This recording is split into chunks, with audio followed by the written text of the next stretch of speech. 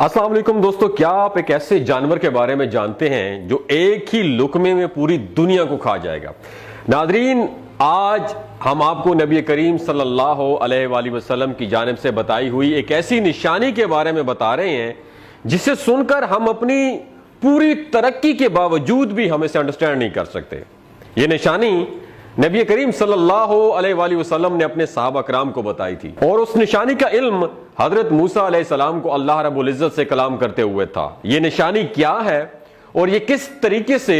दुनिया पर इम्पैक्ट डालेगी और उसके बारे में तफसील से जानने के लिए इस वीडियो को आखिर तक जरूर देखिएगा। तो प्यारे साथियों, हजरत मूसा अलैहिस्सलाम अल्लाह रब्बुल इज्जत के बड़े जलील कदर और मुकर्रब पैगंबर थे। ये तमाम पैगंबरों में से हजरत मोहम्मद मुस्तफ़ा सल्लल्लाहु अलैहि वसल्लम के अलावा वो वाहिद पैगंबर हैं जिन तक फरिश्ता वही लेकर नहीं आता था, बल्कि ये डायरेक्ट अल्लाह रब्बुल इज्जत से कलाम किया करते थे। यही वजह है कि हजरत मूसा अलैहिस्सलाम का एक नाम कलीमुल्लाह भी है, जिसका मतलब है अल्लाह रब्बुल इज्जत से कलाम करने वाला। हजरत मूसा अलैहिस्सलाम को रिवायात में बहुत ही बहादुर और जल्दी गुस्सा आने वाला पैगंबर दिखाया जाता है, लेकिन उनकी एक ऐसी खूबी थी जिसके बारे में बहुत कम लोग जानते हैं या बहुत कम लोगों की उस पर नजर पड़ी है और उन्होंने इस बारे में गौर किया है। हजरत मूसा अलैहिस्सलाम इल्म हासिल करने में बहुत ज्यादा दिलचस्पी जाहिर किया करते थे। यही वजह है कि वो अल्लाह रब्बुल इज्जत से बहुत सारे सवाल पूछा करते थे। इन्हीं सवालों की वजह से अल्लाह रब्बुल इज्जत ने उन्हें हजरत खिज़र अलैहिस्सलाम तक भी पहुंचाया और उनके सवालों की वजह से हजरत खिज़र अलैहिस्सलाम उकता गए थे और उन पर गुस्सा करने लगे थे। इस तरह एक दिन हजरत मूसा अलैहिस्सलाम जब अल्लाह रब्बुल इज्जत से हम कलाम हो रहे थे तो उन्होंने पूछा कि ऐ बारी ताला,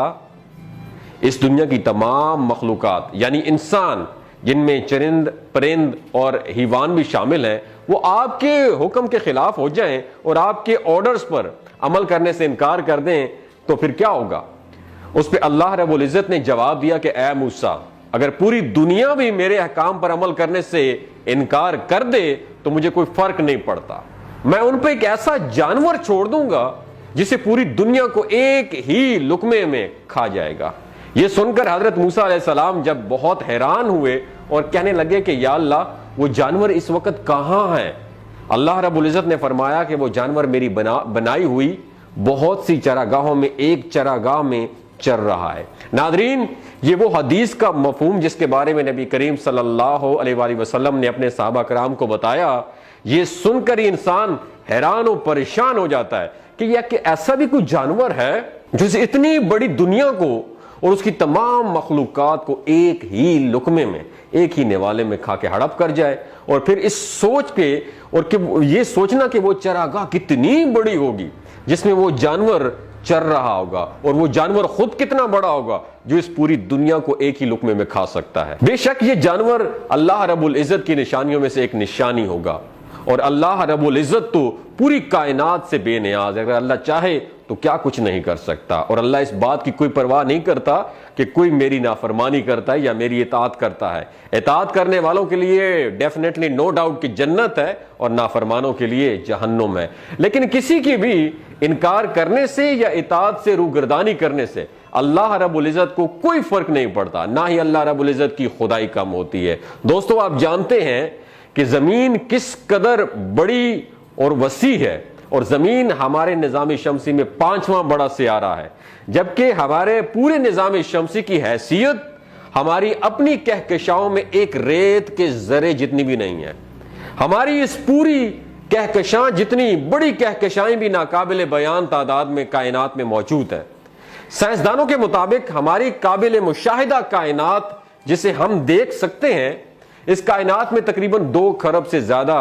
कहकशाएं मौजूद हैं और हर एक कहकशां में अंदाजा लगाया गया है कि तकरीबन 10,000 खरब जमीन जैसे सियारे भी मौजूद हैं। तो आप अंदाजा लगा सकते हैं कि इस पूरी कायनात में जमीन जैसे सियारे किस कदर बड़ी तादाद में होंगे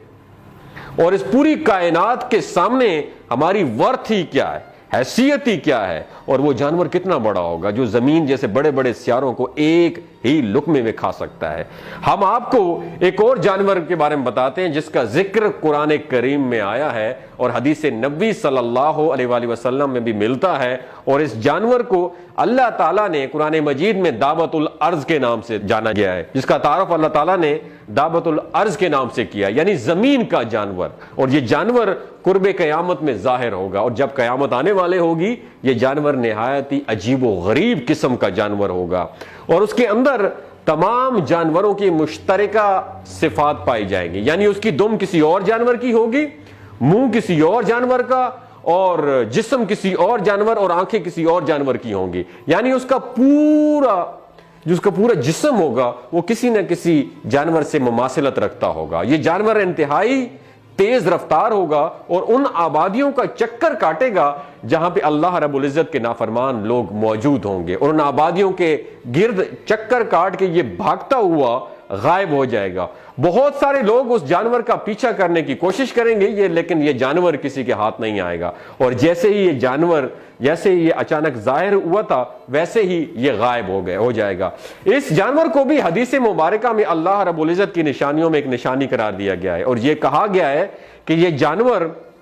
جن جن آبادیوں کا چکر کاٹے گا وہاں پہ عذاب اور زلزلے نازل ہوں گے، کیونکہ یہ جانور جس دور میں ظاہر ہوگا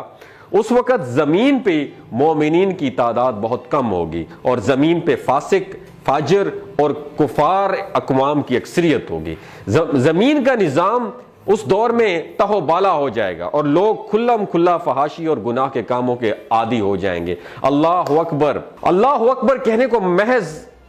ایک لفظ ہے، لیکن اس کی حقیقت اس قدر بڑی ہے کہ اگر ہم اس کے بارے میں غور کرنا شروع کر دیں تو ہمارا دماغ جواب دے جائے، لیکن اس لفظ کی عظمت اور اللہ رب العزت کی کبریائی بیان نہ ہو سکے۔ اللہ رب العزت اپنے بارے میں قرآن مجید میں ارشاد فرماتا ہے کہ میں جب کس کام کا کرنے کا ارادہ کرتا ہوں تو میں کن کہتا ہوں تو وہ ہو جاتا ہے، اور یہ تمام کی تمام کائنات اللہ رب العزت کے ایک حکم یعنی کن کے نتیجے میں وجود میں آئی تھی، اور اسی طرح جب اللہ رب العزت اس کائنات کو ختم کرنا چاہے گا تو وہ کہتے ہیں کہ میں صرف کن کہوں گا، اور یہ پوری کائنات اپنے آپ میں سمٹ کر غائب ہو جائے گی، ختم ہو جائے گی۔ کیسے اور کس انداز میں ہوگی یہ اللہ ہی بہتر جانتا ہے۔ دوستو، اگر آپ کو یہ انفارمیشن اچھی لگی ہو کہ وہ کون سا جانور ہے جس پوری کائنات کو ایک لقمے میں ہڑپ کر جائے گا، اور اس کائنات کتنی بڑی ہے، کتنے کہکشاں ہیں، اور اس ہماری کائنات میں جب ہم رہتے ہیں اس قدر بڑی ہے کہ ہم اس کی وسعت کا اندازہ ہی نہیں کر سکتے۔ اگر ہم روشنی کی رفتار سے بھی چلیں